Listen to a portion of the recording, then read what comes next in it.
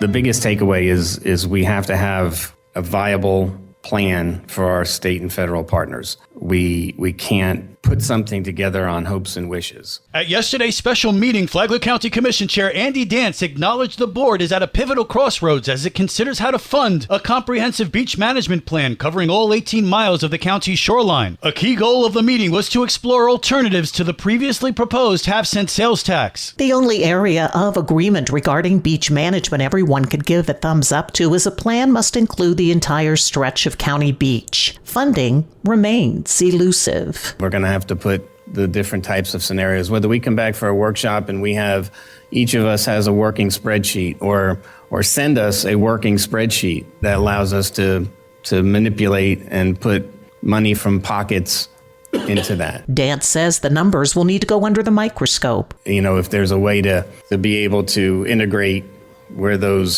sources are and be able to manipulate that spreadsheet to meet our goals and our objective, we're going to have something like that. Commissioner Kim Carney shared some funding possibilities that include parking fees and bonds as sources of revenue.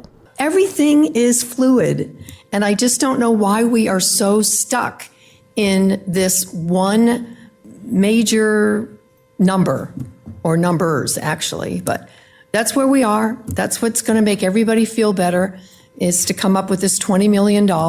Then we're going to have to do it. According to reports, federal and state grants are available, but Flagler County must show a reliable revenue stream for that to happen. For Flagler's Local Morning News, I'm Karen Johnson. Good morning, Flagler County. I'm Rich Carroll. You're listening to Flagler's Morning News on Tuesday, June 17th.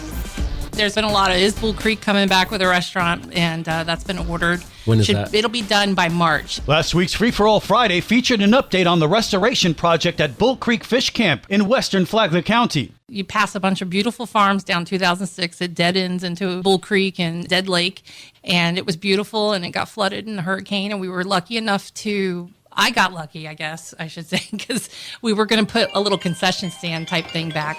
But we got lucky and the state funded the restaurant that's coming in out there because of the hurricane. District 4 Commissioner Leanne Pennington says the $1.2 million restoration project has had its share of delays. Because we're redoing the seawalls out there, docking, coming back with that restaurant. We had to find a vendor for the restaurant, which was, Do we have one?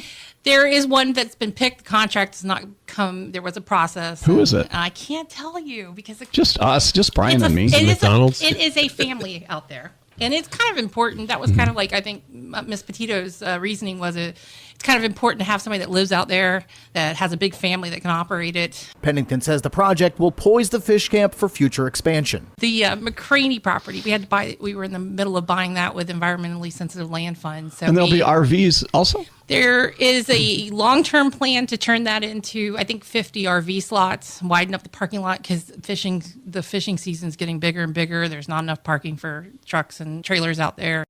I'm Daryl Moody reporting. This local news is a service of Flagler County's Toyota dealer, Beaver Toyota, US 1 St. Augustine, here to wow you. Over the weekend, deputies handled 528 calls for service, conducted 164 traffic stops, and made 14 arrests. Another busy weekend for Flagler County Sheriff's deputies keeping the community safe. Sheriff Rick Staley has the weekend crime report. Some of those notable arrests include a man who strangled an employee during an argument after he was fired the week before. So a reminder that being violent, placing your hands on someone during an argument is never a solution. This guy learned that the hard way and took a trip to the Green Roof Inn. In another case, a career shoplifter was arrested after stealing from Walmart. He had had multiple convictions of prior shoplifting and thefts, so this time he earned a felony charge of shoplifting and was taken to the Green Roof Inn and is being held without bond. And finally, a woman was arrested on multiple charges after a traffic stop when she attempted to take narcotics into the Green Roof Inn that she had hidden in private areas of her body. She was arrested for driving a suspended driver's license and various narcotics charges. She is being held in the Sheriff Perry Hall Inmate Detention Facility, also known as the Green Roof Inn, on an $11,000 bond. And now you're up to date on Flagler's Morning News. I'm Rich Carroll.